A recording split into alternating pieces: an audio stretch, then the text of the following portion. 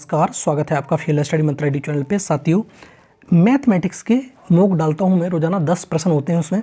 तो आज अपना स्कोर खुद अपना एनालाइज किया करो कि मैंने कितने क्वेश्चन सही किए, और 7 से 8 प्रश्न अगर सही करते हो तो आपका बेस्ट स्कोर है। इससे अच्छा स्कोर और हो सकता है कि आप बिल्डअप कर सकते हो। ठीक है साथियों, 10 प्रश्नों में 4 डाल दिए हैं। अगर 4 आपने नहीं देखे तो जरूर जाके देखिए, और चैनल को सब्सक्राइब करिए, बेल आइकन दबाइए, जिससे मेरे आने वाले जो वीडियो आएंगे उसके नोटिफिकेशन आपको मिलती जाएगी। और साथियों, ये यूपी या तुम्हारा यूपी पुलिस जो भर्ती आई है, या एसएससी जीडी, रेलवे की कोई भर्ती हो, टीचिंग एग्जाम हो, और अदर कोई कॉम्पिटेटिव एग्जाम बनने वाला है, सबके लिए हेल्पफुल है। तो पहले प्रश्न से शुरुआत करते हैं। तो एक क्रिकेट मैदान में पुरुषों और महिलाओं के दर्शकों का अनुपात 3:5 है।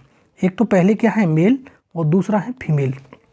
अनुपात है 3:5। ठीक है साथियों, और यदि पुरुषों की संख्या है 3780, तो 3 की वैल्यू तो दे रखी है कितनी, 3780 दे रखी है। तो 5 की वैल्यू साथियों आपसे क्या कर जानना चाह रहा है, पूछना चाह रहा है। तो 3 का भाग लगाओ, उसमें करो 3 एकन 3, 3 दूनी 6, और 3 6 18, 1260। तो 1260 का 5 में अगर मल्टीप्लाई कर दूंगा तो संख्या आ जाएगी फीमेल की, बिल्कुल आ जाएगी। 5 से करो, 5 जीरो का 0, 5 के 30, हाथ से लगे 3, 5 दूनी 10 और 3 13, हाथ से लगा 1, 5 एकन 5 और 1 6, तो कितना हो गया साथियों, 6300। ऑप्शन कौन सा है, डी वाला ऑप्शन सही हो जाएगा। अगला देखते हैं सवाल। अगला वाला सवाल क्या है, देखो एक विक्रेता वॉशिंग मशीन पर 7500 रुपये अंकित करता है। उसने एमआरपी डाल दी कि शायद 7500 रुपये की है ये। अब क्या कर रहा है, और उस पर 6% की छूट दे देता है। 6% की छूट का मतलब 94% बट्टे परसेंट का मतलब 100, तो 100 से 00 कट जाएगा। चाहो तो इसमें तुम्हारा डिजिटल सम लगा सकते हो आप, डिजिटल सम से आप इसे चेक कर सकते हो। चाहे इसमें मल्टीप्लाई कर दो सीधा सीधा, कोई दिक्कत नहीं है। मल्टीप्लाई करोगे तब भी आ जाएगा, और वैसे डिजिटल सम से भी आ जाएगा, और इसका आंसर आएगा 70-50। ठीक है साथियों, अगला देखो। अगला क्या है, एक विद्यालय में 22 शिक्षकों का औसत आय 27 वर्ष है। यदि शिक्षकों की आयु के योग में प्रधानाचार्य की आयु भी शामिल कर ली जाए तो आयु का जो औसत है 1 वर्ष बढ़ जाता है। तो प्रधानाचार्य की आयु बताओ, कैसे निकालते हैं वो समझो। टोटल हैं अभी, पहले 22 लोग थे, कितने थे, 22। एक अलग से आए प्रधानाध्यापक जी, और इन सब की जो आय थी पहले 27 थी, लेकिन इसमें एक की बढ़ोतरी हुई तो 28 हो गई साथियों, का नहीं हो गई।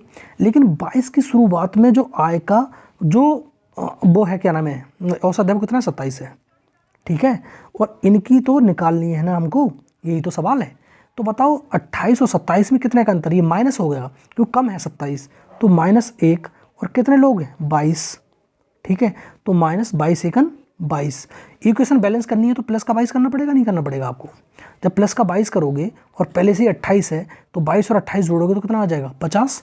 तो यही आंसर हो जाएगा, और ऑप्शन नंबर डी इसका सही हो जाएगा। ठीक है साथियों, अगले प्रश्न पर करते हैं। अगले प्रश्न पे आओ। अगला प्रश्न ये है टाइम इन वर्क का। अजय एक कार को 15 दिन में कर रहा है। अजय भाई साहब हैं, वो काम को कर रहे हैं 15 दिन में। ठीक है, और एक और व्यक्ति है, देखो अजय कितने दिन में कर रहा है, 15 दिन में। और तुम्हारा दूसरा व्यक्ति है विजय, और वो कर रहा है तुम्हारा 20 दिन लगा रहा है काम करने में। ठीक है, ये दोनों 4 दिनों तक काम करें तो काम का कितना भाग शेष रह जाएगा। ठीक है, रिमेनिंग वर्क पूछ रहा है, तो इसको सबसे पहले टोटल काम निकालो। 60 हो गया, 15 चौका 60, और 20 दिया 60। 4 दिनों तक 7 काम कर रहे हैं, और एक कर रहा 4 से, एक कर रहा 3 से, तो दोनों की एफिशिएंसी कितनी होगी, 7। तो टोटल काम कितना हो चुका है, 28। 60 में से 28 घटा दो, कितना बचेगा, 32 कार बचा। और कितने में से, 60 में से, तो 4 अट्ठे 32, और 4 एकन 4, 4 दूनी 8, कितना हो गया, 8/12। 8 4 एकन 4, 4 5 20, 15 हो जाएगा, सॉरी 8/15। तो ऑप्शन नंबर ए इसका सही हो जाएगा, 8/15। 12 की जगह 15 होंगे साथियों। ठीक है, अगला प्रश्न देखते हैं साथियों। अगला प्रश्न है एलसीएम का। तो देखो 11/20, 33/50 और 77/60। अगर एलसीएम पूछे तो भिन्न में, तो ऊपर वाले का एलसीएम, एचसीएफ पूछे तो ऊपर वाले का एचसीएफ नीचे वाले का अपोजिट होता है। तो एलसीएम निकालना है साथियों। जब एलसीएम निकालना होगा तो देखो 11 33, 11 7 77, तो 11 तो सब में मल्टीपल है। अब देखो 11 एकन 11, एक का कोई मतलब नहीं है, 11 तिया 33, और 11 7 77। अब बताओ नीचे वाले कैसे अब निकालना है, 20 50 60। तो 10 दूनी 20, 10 तिया 30, 10 छिंग 60, 10 हो गया। अब बताओ 11 का मल्टीप्लाई कर दो, 11 इंटू 7 या 21 बट्टे कितना हो जाएगा, 10। अब 11 का मल्टीप्लाई करना बहुत बेहद आसान होता है। देखो 1 का 1, जैसे यहाँ पर करके दिखाता हूँ, 1 का 1, 2 और 1 3 और 2 का 2, ये मल्टीप्लाई हो गया, बट्टे 10, इसका भाग लगाओ, 10 10 दूनी 20, 3 बचे, 10 तिया 30, अब बचा 1/10, ठीक है, 23 सही 1/10, ऑप्शन नंबर 20 का सही हो जाएगा।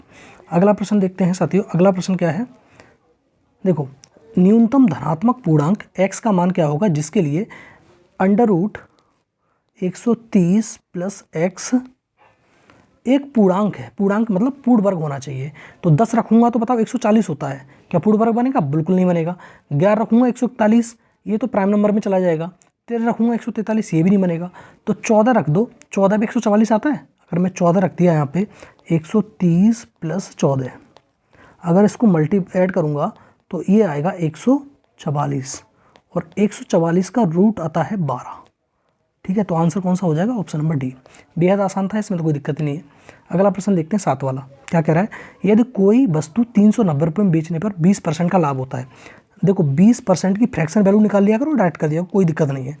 तो 1/5 आएगी, फ्रैक्शन वैल्यू कितनी है? 1/5। तो नीचे वाला हमेशा CP होता है, 1 का हो रहा है प्रॉफिट, तो SP कितना हो जाएगा साथियों? SP हो जाएगा 6, और 6 की वैल्यू कितनी दे रखी है? 390, और लागत मूल्य पूछ रहा है 5 की वैल्यू। तो 6 का काट होगा सबसे पहले, 6 × 6, 6 × 36, 6 × 5 30, 65 आ गया। तो 5 की वैल्यू पूछ रहा है, CP तो यही वाली है, तो 5 की वैल्यू पूछ रहा है, 5 का मल्टीप्लाई कर दो उसमें साथियों, करो 5 × 5 = 25, 5 × 6 = 30 और 2 = 32, तुम्हारा 325 रुपया। तो ऑप्शन नंबर 20 का सही हो जाएगा। अगला प्रश्न देखते हैं।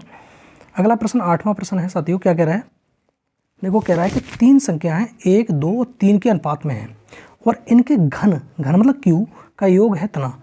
तो सबसे छोटी संख्या बताओ। एक संख्या मान लेते हैं x है, दूसरा 2x है और तीसरा है 3x, ऐसे मान लिया हमने।